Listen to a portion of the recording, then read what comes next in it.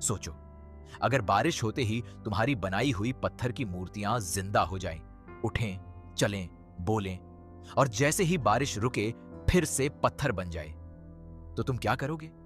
क्या तुम और मूर्तियां बनाओगे या डर जाओगे? यह कहानी है आरो की, एक मूर्तिकार जिसे खुद नहीं पता था कि उसके हाथों में इतनी ताकत है, और जब पता चला तब तक बहुत देर हो चुकी थी। शहर का नाम था पत्थरगढ़, एक पुराना घना शहर जहां हर गली में पत्थर था। पत्थर की इमारतें, पत्थर की सड़कें, पत्थर की दीवारें। यह शहर एक बड़े पहाड़ की तलहटी में बसा था, और यहां बारिश बहुत होती थी, हर मौसम में बेहिसाब। लोग कहते थे पत्थरगढ़ की बारिश जादुई है, लेकिन किसी ने नहीं सोचा था कि वो जादू एक दिन उनके सामने आ जाएगा। आरो 22 साल का, पतला, हाथ हमेशा पत्थर की धूल से भरे, उसके बाल बिखरे रहते थे, कपड़े हमेशा पुराने, लेकिन उसकी आंखें, जब वो किसी पत्थर को देखता था तो वो आंखें अलग हो जाती थीं, जैसे वो पत्थर के अंदर कुछ देख लेता था जो बाकी सबको नहीं दिखता था। आरो के पिता भी मूर्तिकार थे, लेकिन वो 3 साल पहले गुजर गए थे, एक अजीब बीमारी में। जाते जाते उन्होंने आरो को एक पुरानी छेनी दी थी, काली, भारी, जिसके हत्थे पर कुछ निशान खुदे थे। यह छेनी साधारण नहीं है, पिता ने कहा था। इससे जो बनाओ उसे दिल से बनाना, क्योंकि यह छेनी महसूस करती है। आरो को लगा पिता बुखार में बोल रहे हैं। उसने छेनी रख ली, लेकिन ज्यादा ध्यान नहीं दिया। उसके पास एक छोटी सी कार्यशाला थी, शहर के किनारे एक पुरानी इमारत में। वहां वो हर रोज काम करता था, मूर्तियां बनाता था, लोगों के ऑर्डर पर। कोई अपने दादा की मूर्ति चाहता था, कोई किसी महान योद्धा की। आरो बनाता था और लोग खरीदते थे, लेकिन वो कभी खुश नहीं था अपने काम से, क्योंकि वो जो बनाता था वो सिर्फ पत्थर था, ठंडा, बेजान। एक दिन, एक बारिश वाली रात, आरो देर तक काम कर रहा था। उसने उस पुरानी काली छेनी से एक छोटी सी मूर्ति बनाई, एक बच्चे की। कोई ऑर्डर नहीं था, बस उसके मन में जो था वो बनाया। वो थका हुआ था, मूर्ति रखी और सो गया। रात को तेज बारिश आई और आरो की नींद खुली एक आवाज से, खट खट खट। वो उठा, कार्यशाला में झांका और उसकी सांस रुक गई। वो बच्चे की मूर्ति चल रही थी, छोटे छोटे कदम, पत्थर के पैर जमीन पर। वो रुकी, आरो को देखा और बोली एक छोटी, पत्थर जैसी आवाज में, भूखा हूं। आरो चीखा और पीछे गिर गया। मूर्ति ने उसे देखा और फिर खिड़की की तरफ गई, बाहर बारिश को देखा और धीरे धीरे रुक गई। बारिश कम हो रही थी और जैसे जैसे बारिश रुकी, मूर्ति भी धीमी होती गई। आखिरी कदम, और फिर वो फिर से पत्थर बन गई। आरो उस रात सो नहीं सका। अगले दिन उसने सोचा शायद सपना था, लेकिन मूर्ति के पैरों के नीचे जमीन पर छोटे छोटे निशान थे, पत्थर के पैरों के निशान। यह सपना नहीं था। आरो ने 3 दिन इंतजार किया और जब फिर बारिश आई, उसने देखा वो मूर्ति फिर जीवित हो गई। इस बार आरो तैयार था। वो पास गया। मूर्ति ने उसे देखा, तुमने बनाया मुझे? हाँ। क्यों? आरो को जवाब नहीं पता था, बस बनाया। मूर्ति ने इधर उधर देखा। यह जगह मुझे अच्छी नहीं लगती, मुझे बाहर जाना है। आरो ने उसे रोका। बाहर नहीं, लोग देखेंगे। मूर्ति ने उसे देखा, बिना झपकाए, क्योंकि पत्थर की आंखें झपकती नहीं। लोगों से डरते हो? मुझे नहीं, तुम्हें। मूर्ति समझी नहीं, लेकिन बारिश जारी थी तो वो जिंदा थी, और उस बारिश में आरो उसे कार्यशाला में घुमाता रहा, उसे चीजें दिखाता रहा, और वो छोटी पत्थर की बच्ची जिसे उसने बिना सोचे बनाया था, उसने हर चीज को देखा, छुआ, महसूस किया अपने पत्थर के हाथों से। उस रात बारिश रुकने से पहले मूर्ति ने पूछा, मेरा नाम क्या है? आरो ने सोचा, तारिणी। अच्छा नाम है। और फिर पत्थर। आरो ने उस रात डायरी खोली और लिखा, मेरी मूर्तियां जिंदा होती हैं बारिश में। मुझे नहीं पता क्यों, मुझे नहीं पता कैसे, लेकिन अब मुझे एक जिम्मेदारी महसूस हो रही है। अगले हफ्ते आरो ने और मूर्तियां बनाई, उस काली छेनी से, सबको दिल से, और हर बारिश में वो सब जीवित होती। एक योद्धा जो आरो ने अपने पिता की याद में बनाया था, एक बूढ़ी औरत जो किसी की दादी जैसी थी, एक कुत्ता, छोटा, पत्थर का, लेकिन बारिश में दौड़ता था, भौंकता था, आरो के घर में बारिश का वक्त एक अजीब परिवार का वक्त बन गया। पत्थर के लोग जिंदा होते, बात करते, घूमते, और जब बारिश रुकती सब शांत हो जाते। लेकिन एक बात थी जो आरो को परेशान करती थी। हर बार बारिश में ये मूर्तियां ज्यादा होशियार होती जा रही थीं। पहली बार तारिणी ने सिर्फ भूखा हूं कहा था। अब वो सवाल पूछती थी, लंबे गहरे सवाल। आरो, मुझे पता है मैं पत्थर हूं, तो क्या मैं असली हूं? आरो, जब बारिश रुकती है क्या मैं मरती हूं या सोती हूं? आरो, क्या तुम कभी मुझे पूरी तरह जिंदा कर सकते हो बिना बारिश के? ये सवाल आरो को सोने नहीं देता था। इसी दौरान शहर में एक आदमी था जिसकी नजर आरो पर थी। उसका नाम था सैर, शहर का सबसे अमीर व्यापारी। 50 साल का, मोटा, हमेशा काले कपड़े पहनता था। शेर को हर उस चीज में दिलचस्पी थी जो असाधारण थी, जो दुनिया में नहीं थी। उसके जासूस थे और उन्होंने आरो की कार्यशाला में रात को रोशनी देखी थी। हिलती हुई आकृतियां, पत्थर जैसी आकृतियां। शेर ने एक दिन आरो की दुकान पर दस्तक दी। मुझे एक मूर्ति चाहिए। आरो ने उसे देखा। आम ग्राहक। किसकी? मेरी, खुद की। आरो ने उसे देखा और कुछ महसूस किया, एक असहजता। लेकिन काम तो काम था। उसने शेर की मूर्ति बनाई उस काली छेनी से, और फिर एक शाम बारिश आई और शेर की मूर्ति जीवित हो गई। शेर को नहीं पता था यह होगा। वो आरो की कार्यशाला के पास था और उसने खुद देखा अपनी मूर्ति को चलते हुए, अपनी मूर्ति को बोलते हुए। वो ठगा नहीं, वो खुश हुआ, एक खतरनाक लालची खुशी। अगले दिन शेर वापस आया। तुम्हारी छेनी वो जादुई है। आरो ने मना किया। नहीं, मैंने देखा, अपनी मूर्ति को चलते देखा। आरो चुप रहा। शेर ने कहा, मुझे वो छेनी चाहिए। नहीं, मैं बहुत पैसे दूंगा। नहीं। शेर की आंखें ठंडी हो गईं। तुम नहीं समझते, मैं जो चाहता हूं वो लेता हूं। आरो ने उसे सीधे देखा। ये छेनी मेरे पिता की है, बिकाऊ नहीं। शेर चला गया, लेकिन आरो को पता था ये खत्म नहीं हुआ। और सच में 2 दिन बाद रात को कुछ लोग कार्यशाला में घुसे। आरो सो रहा था। उन्होंने सब तोड़ा और काली छेनी ढूंढी, लेकिन नहीं मिली, क्योंकि आरो ने उसे तारिणी के अंदर छुपाया था, मूर्ति के पेट में, एक खोखली जगह में। सुबह जब आरो उठा और टूटी हुई कार्यशाला देखी, उसके हाथ कांपे। लेकिन उसने पहले तारिणी को उठाया और उसके अंदर से छेनी निकाली। सुरक्षित है। तारिणी उस वक्त पत्थर थी, लेकिन आरो को लगा वो मुस्कुराई। आरो अब जानता था शेर खतरनाक था और उसके पास सिर्फ एक ही जवाब था, वो जो हमेशा से जानता था। वो काम करेगा, और इस बार बड़ा काम। उसने अपनी कार्यशाला की टूटी फूटी जमीन पर बैठकर सोचा और उसने फैसला किया, वो एक ऐसी मूर्ति बनाएगा जो अब तक की सबसे बड़ी होगी, सबसे जीवित और सबसे ताकतवर।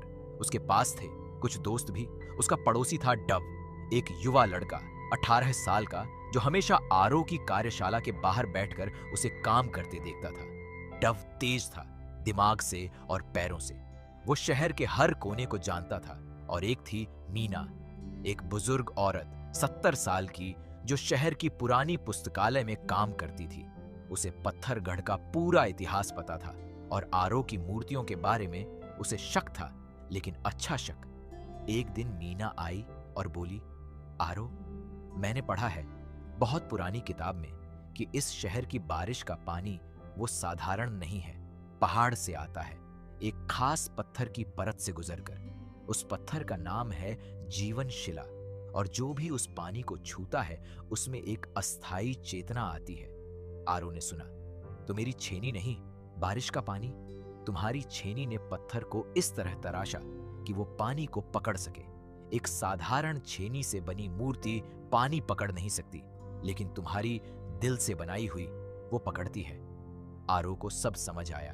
छेनी और दिल दोनों मिलकर काम करते थे, इसीलिए पिता ने कहा था दिल से बनाना। डव ने पूछा, तो अगर शेर को छेनी मिल भी जाए, वो मूर्तियां नहीं बना सकता? मीना बोली, वो बना सकता है मूर्तियां, लेकिन वो जिंदा नहीं होंगी, क्योंकि उसके दिल में वो भाव नहीं है। लेकिन समस्या बड़ी थी। शेर ने शहर के बड़े बड़े लोगों को पैसे दिए थे। वो पत्थरगढ़ का बड़ा आदमी था और उसने शहर के मुखिया को मना लिया। आरो की कार्यशाला को खतरनाक जादुई जमीन घोषित करने के लिए कागज तैयार हो रहे थे, जिनके बाद आरो को अपनी जगह छोड़नी होगी और छेनी जो खतरनाक जादुई सामान होगी वो जब्त होगी। आरो के पास वक्त कम था। उसने काम शुरू किया। अब तक की सबसे बड़ी मूर्ति, एक योद्धा लेकिन इंसानी नहीं, एक पहाड़ जैसी आकृति 10 फुट ऊंची, जिसके हाथ बड़े थे, कंधे चौड़े थे और चेहरा शांत लेकिन दृढ़। आरो ने 3 हफ्ते काम किया बिना रुके। डव उसकी मदद करता, भारी पत्थर उठाता, खाना लाता। मीना किताबें लाती, पुराने मूर्तिकारों के तरीके, और बारिश जब जब आती तारिणी और बाकी मूर्तियां जिंदा होती और वो भी अपने अपने तरीके से मदद करती। तारिणी, वो छोटी पत्थर की बच्ची, एक दिन आरो के पास आई बारिश में। आरो, ये बड़ी मूर्ति, क्या ये भी जिंदा होगी? हाँ, और ये क्या करेगी? जो जरूरी है। तारिणी चुप रही, फिर बोली, मुझे डर लगता है। किस बात का? कि अगर ये बड़ी हो गई और ज्यादा ताकतवर हो गई तो क्या वो हमारी बात सुनेगी? आरो ने रुककर तारिणी को देखा। यह सवाल उसे भी परेशान करता था। मैं उसे दिल से बना रहा हूं और जो दिल से बनता है वो अच्छा होता है। हमेशा? आरो ने जवाब नहीं दिया क्योंकि उसे नहीं पता था, लेकिन वो रुक नहीं सकता था। 3 हफ्ते बाद मूर्ति तैयार थी। 10 फुट ऊंचा पत्थर का योद्धा। आरो ने उसे एक नाम दिया, पाषाण। शहर के कागज आने में 1 हफ्ता था। आरो को शेर से निपटना था उससे पहले, लेकिन शेर ने पहले चाल चली। उसने शहर के बीच में एक ऐलान किया, आरो नाम का मूर्तिकार जादुई काम करता है। वो लोगों को धोखा देता है। उसकी मूर्तियां शापित हैं। लोग डरे। कुछ ने विश्वास किया क्योंकि शेर पैसे वाला था और पैसे वाले की बात पर भरोसा होता है। आरो की कार्यशाला के बाहर भीड़ इकट्ठा होने लगी। कुछ पत्थर फेंके, कुछ ने दरवाजा पीटा। डव घबरा गया। आरो, ये बुरा हो रहा है। आरो शांत था। बारिश कब आएगी? मीना ने आसमान देखा। आज रात। ठीक है। उस रात बारिश आई और पत्थरगढ़ की सबसे भारी बारिश, ऐसी बारिश जो सालों में एक बार आती है। आरो ने कार्यशाला का दरवाजा खोला और पाषाण, वो 10 फुट का पत्थर का योद्धा, हिला। उसके पत्थर के पैर जमीन से उठे, उसके पत्थर के हाथ धीरे से हिले और उसने आंखें खोली। पत्थर की, लेकिन उनमें एक चमक थी, गहरी नीली। पाषाण ने पहली बार बोला और उसकी आवाज गड़गड़ाहट जैसी थी। मैं यहां हूं। आरो सामने था। वो कांप रहा था, डर से नहीं, उत्तेजना से। तुम पाषाण हो? हां। क्या तुम समझते हो तुम क्या हो? एक लंबी चुप्पी और फिर, मैं पत्थर हूं और मैं जिंदा हूं बारिश में। हां। और तुमने बनाया मुझे? हां। पाषाण ने आरो को देखा। वो झुका धीरे धीरे और उसने अपना पत्थर का हाथ आरो के सामने रखा। आरो ने उसे थामा और वो पल जब एक इंसान और एक पत्थर की मूर्ति ने हाथ मिलाए, वो पल आरो को हमेशा याद रहा। बाहर भीड़ थी, शेर भी था। उसने आरो की कार्यशाला का दरवाजा तोड़ने का हुक्म दिया और तभी दरवाजा खुद खुला और पाषाण बाहर आया। 10 फुट का पत्थर का योद्धा बारिश में जीवित। भीड़ पीछे हटी। चीखें, भगदड़। पाषाण ने किसी को नहीं छुआ। वो बस खड़ा था और उसकी मौजूदगी ही काफी थी। शेर वहां था और पहली बार उसके चेहरे पर डर था, असली डर। वो भागना चाहता था लेकिन उसके पैर जम गए। पाषाण ने उसे देखा और पाषाण ने बात नहीं की। उसने सिर्फ एक काम किया। वो शेर की तरफ मुड़ा और अपना हाथ उठाया धीरे से और शेर के चेहरे पर रखा। एक पत्थर का हाथ एक इंसान के चेहरे पर, ठंडा, भारी। और उस छुअन में शेर को कुछ दिखा, अपना चेहरा, खुद का असली चेहरा, जो वो किसी को नहीं दिखाता था। एक डरा हुआ आदमी जिसने जिंदगी में सिर्फ ताकत ढूंढी क्योंकि उसे डर था कमजोर होने का। शेर की आंखें भर आईं। वो जमीन पर बैठ गया। पाषाण ने हाथ हटाया। भीड़ देख रही थी। मीना आगे आई। उसने लोगों से कहा, यह शापित नहीं है, यह पत्थरगढ़ का चमत्कार है। यह हमारे शहर की बारिश की ताकत है और यह एक ऐसे इंसान ने बनाया है जिसने दिल से काम किया। धीरे धीरे भीड़ शांत हुई। लोग रुके और वो देखते रहे पाषाण को। उस रात की बारिश में पत्थरगढ़ के लोगों ने पहली बार कुछ ऐसा देखा जो उन्होंने सिर्फ कहानियों में सुना था। बारिश रात भर चलती रही और उस रात तारिणी, योद्धा, बूढ़ी औरत, कुत्ता और पाषाण सब जिंदा थे और वो सब शहर में निकले धीरे धीरे। और लोग जो पहले डरे थे धीरे धीरे पास आए। एक बच्चे ने तारिणी का हाथ पकड़ा, एक बूढ़े ने उस योद्धा मूर्ति को देखा और उसमें अपने पुराने साथी की झलक पाई।